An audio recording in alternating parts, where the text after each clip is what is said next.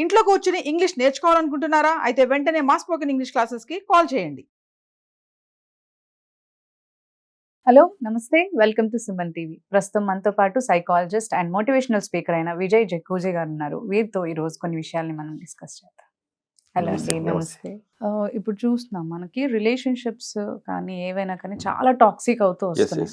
So ఇలాంటి సందర్భంలో నేను ఒక ఇన్సిడెంట్ ఐ ఫేస్ లైక్ పేపర్లో నెట్లో చూసాను. ఏంటి అంటే ఒక అతను live in relationship with mother ఉన్నారు, but at the same time అతనికి already same age group of kids ఉన్నారు, డాటర్స్. బట్ ఇక్కడ ఎవరితో అయితే లివ్ ఇన్ రిలేషన్షిప్ లో ఉన్నారో ఆవిడ పిల్లలతో తను misbehave or else like physical abuse చేస్తున్నారు. సో ఇలాంటి మైండ్ సెట్ ఎందుకు వస్తుంది అంటారు? ఆల్రెడీ తన కూతుర్లు ఉన్నప్పుడు వీళ్ళు నా కూతుర్లే అనే మైండ్ సెట్ లో తను ఆలోచించాలి. యాక్చువల్లీ తనకి పుట్టలేదనా లేకపోతే ఏ ఉద్దేశంలో తనకి వేరే పిల్లల మీద అలాంటి థాట్ అనేది వస్తుంది? చూడండి, అక్కడ రిలేషన్ రాంగ్. వాళ్ళు మ్యారీడ్ కూడా కాదు, లివింగ్ రిలేషన్ లో ఉన్నారు. సో వాళ్ళ థాట్ కనెక్ట్ అయిన విషయమే రాంగ్ ప్రాసెస్ లో కనెక్ట్ అయ్యారు తల్లితో. సో అలాంటి వ్యక్తికి ఆబ్వియస్లీ రాంగ్ థాట్సే వస్తాయి. ఇప్పుడు చూడండి, ఒక జంతువుని తీసుకుంటే మనం ఒక పులినే తీసుకున్నాం, దానికి కడుపు నిండా తిండి పెట్టిన తర్వాత మనం ముందు నుంచి అటు ఇటు తిరిగినా కూడా అసలు పట్టించుకోదు. ఈవెన్ ఎనీ జంతువు అయినా కూడా మనం చాలా వరకు చూస్తుంటాం, మనం టీవీలలో అక్కడక్కడ థాయిలాండ్ ఇలాంటివి వెళ్ళినప్పుడు చూస్తాం. మనకి ఎప్పుడైనా పబ్లిక్ ప్లేస్ లో తీసుకెళ్ళాలంటే వాటికి మంచి కడుపు నిండా ఫుడ్ పెట్టి వదిలేస్తారు. అవును అవును. సో అది మనం పక్కకి వెళ్ళి మనం దాన్ని పక్క కూర్చున్నా కూడా పట్టించుకోదు.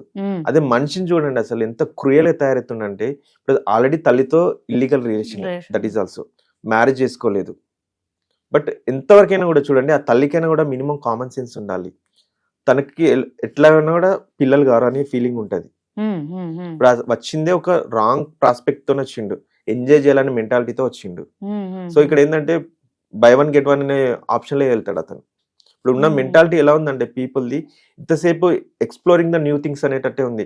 It is a physical are mental, అంటే ఒక పర్సన్ ఎలా చూస్తున్నారు అంటే మెటీరియలిస్టిక్ వరల్డ్ అయిపోయింది. అంటే వాళ్ళకు ఒక ఫీలింగ్స్ ఉంటాయి, వాళ్ళ పిల్లలు వాళ్ళు కూడా నా ఏజ్ అంటే నా పిల్లలతో ఏజ్ గ్రూప్ లో సమానంగా ఉన్నారని ఎవరు ఆలోచించట్లేదు. వాళ్ళ నీడ్స్ అండ్ నెసెసిటీస్ మాత్రమే ఆలోచిస్తున్నారు. అసలు ఎంత క్రూయల్ వెళ్తున్నారంటే చూడండి, వాళ్ళు జస్ట్ 13-14 years పిల్లలట. అది కూడా ఎలా బయటకు వచ్చింది, తనకి ఏదో సమ్ డిసీజ్ ఉండడం వల్ల బయటకు వచ్చింది. అది తెలియకుంటే అది ఇంకా కంటిన్యూ అయ్యేవాళ్ళు. తల్లికి కూడా తెలుసు.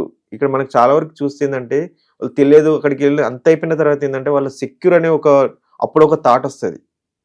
నేను సెక్యూర్ లేనని ఒక థాట్ వచ్చినప్పుడు అది బయటకు వస్తుంది. ఇప్పుడు తల్లి తన పిల్లలతో ఏం చేస్తున్నా ఇంట్లో వదిలేస్తున్నప్పుడు మినిమం కామన్ సెన్స్ ఉండాలి కదా తల్లికి. ఎవరి దగ్గర వదిలేస్తున్నా, ఆల్రెడీ నాతో నేను ఒక రాంగ్ రిలేషన్షిప్ లో ట్రావెల్ చేస్తున్నాను, అలాంటి వ్యక్తి దగ్గర నా పిల్లల్ని వదిలేస్తే ఎలా ఉంటుందని ఆలోచించాలి కదా.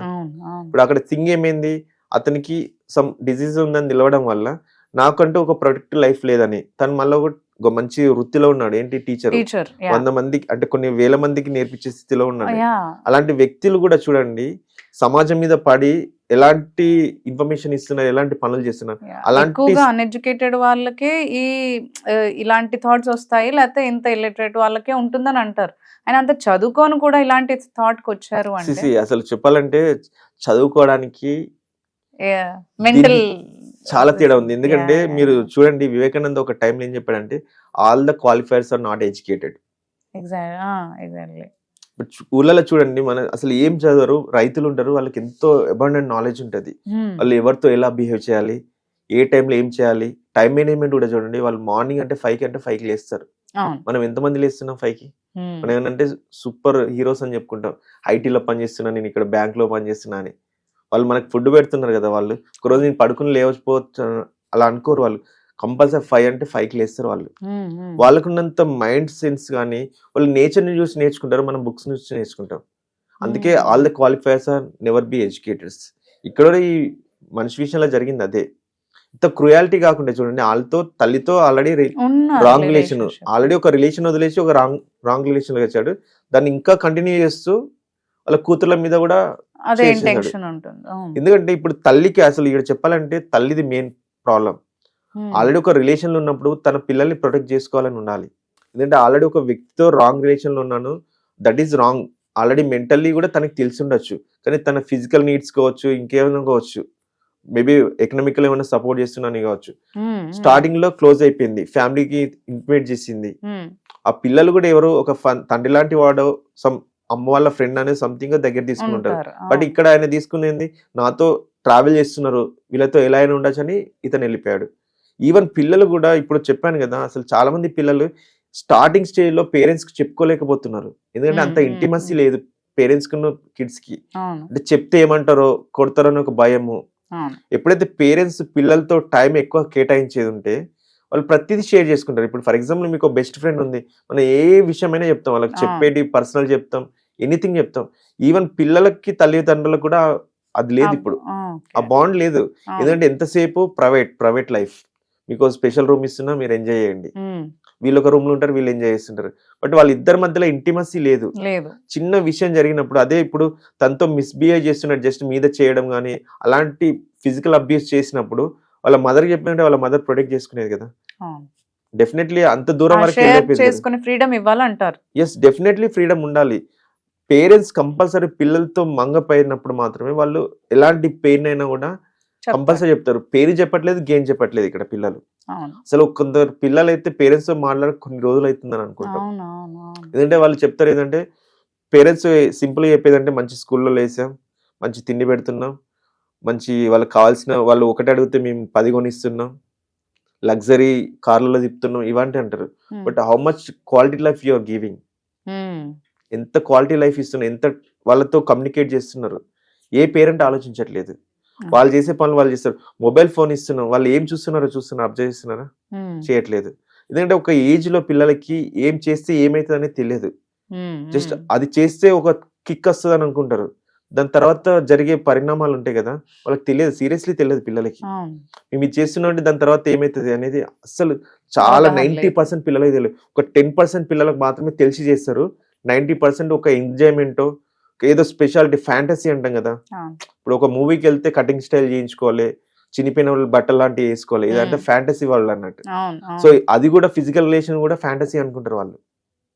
ఇప్పుడు ఒక 13 to 14 ఇయర్స్ ఏంటంటే ఫిజికల్లీ కానీ బయాలజికల్లీ కానీ బాడీలో ఎక్కువ చేంజెస్ అవుతుంటాయి. ఆ టైంలో ఓవర్ ద పీరియడ్ పేరెంట్స్ ఎంత దగ్గరగా ఉంటే అంత బాగుంటది. ఎస్పెషల్లీ పేరెంట్స్ ఎలా ఉండాలంటే ఆపోజిట్ సెక్స్, మదర్ అయితే అబ్బాయిలతో ఎక్కువ క్లోజ్ ఉండాలి, అమ్మాయిలతో తండ్రి ఎక్కువ ఉండాలి. అలాంటి టైంలో ఏంటంటే ఇప్పుడు ఒక ఫాదర్ ఒక కూతురుతో చాలా క్లోజ్ గా మూవ్ చేశారండి, బయటికి వెళ్ళినప్పుడు ఏదైనా అబ్బాయితో షేక్ హ్యాండ్ చేయడం కానీ హగ్ చేసుకోవడం కానీ, ఇప్పుడు కార్పొరేట్ కల్చర్ లో ఇది కామన్ అయిపోయింది. ఇంటర్మీడియట్ పిల్లల నుంచి ఏదైనా బర్త్డేలో అయితే హగ్ చేసుకోవడం ఇలాంటి. ఆ టైంలో వాళ్ళకి ఒక ఎప్పుడు టచ్ అయిన ఒక వ్యక్తి టచ్ చేసినప్పుడు ఎలా ఉంటది, సంథింగ్ ఏదో హెల్త్ ఉందని అనుకుంటారు. అలాగంటే డైలీ ఫాదర్ తో అలా మూవ్ అయింది అనుకోండి, నాతో ఫాదర్ ఉన్నా డైలీ, మేబీ ఇది రాంగ్ కాదని అనుకుంటది, అదర్ పర్సన్ అనుకుంటది. బట్ ఆ ఫాదర్ తో ఎప్పుడు టచ్ లేనప్పుడు ఒక ఎదిగిన అమ్మాయి అదొక ఒక స్పెషల్ ఫీలింగ్ లా ఉంటది. సో ఎప్పుడైతే పేరెంట్స్ టైం ఇచ్చి ఇలాంటివి చేసినప్పుడు చిన్న చిన్న విషయాలు కూడా చెప్పుకోగలుగుతారు. చాలా మంది పిల్లలు ఏంటంటే ఇన్సెక్యూరిటీ గా ఫీల్ అవ్వడము, సైకిల్ గా మారిపోతున్నారు. వాళ్ళు చేసే చాలా మంది కాంప్లైంట్స్, మీ ఎప్పుడైనా సైకలాజికల్ గా ఎప్పుడైనా వచ్చినప్పుడు వాళ్ళని అడిగితే ఒకటే క్వశ్చన్ అడుగుతారు, మాతో 10 minutes కూడా మాట్లాడరు మా పేరెంట్స్ అంటారు. అలా వీళ్ళని తీసుకొచ్చేది కూడా పేరెంట్సే. కాంప్లైంట్ ఏంటంటే మా పిల్లలు మాతో ఫ్రీగా ఉండట్లేదు అని అంటారు. అసలు వాళ్ళ ఫస్ట్ వాళ్ళ తప్పు వాళ్ళు తెలుసుకోరు, అది కూడా వాళ్ళ పిల్లల తప్పే అనుకుని ఇక్కడ తీసుకొస్తారు అన్నట్టు. ఇక్కడ పిల్లలతో మేము కొంచెం క్లోజ్ చేసుకుని మాట్లాడుతుండే అంటే, అంకుల్ మీరు ఇంత 1 hour మాట్లాడారు కదా, మా మమ్మీ 10 minutes కూడా మాట్లాడారు. ఎంతసేపు ఆఫీస్ అని, ఫోన్లు అని, ఫ్రెండ్స్ అని తిరుగుతుంటది అంటారు. సో కాబట్టి పిల్లలకి ఇలాంటి అంటే ప్రాబ్లమ్స్ రావద్దంటే యాజ్ ఎ పేరెంట్ గా తల్లిదండ్రులు ఖచ్చితంగా ఫోకస్ చేయాలి, టైం ఇవ్వాలి. ఇలాంటి వ్యక్తులు దగ్గరికి రారు. ఫస్ట్ ఎప్పుడైతే మనకు అక్కడ ఒక స్పేస్ క్రియేట్ చేసినప్పుడు ఏంది, ఇలాంటి వాళ్ళు దూరుతుంటారు. ఆ స్పేస్ ఏ లేదంటే దూరరు కదా.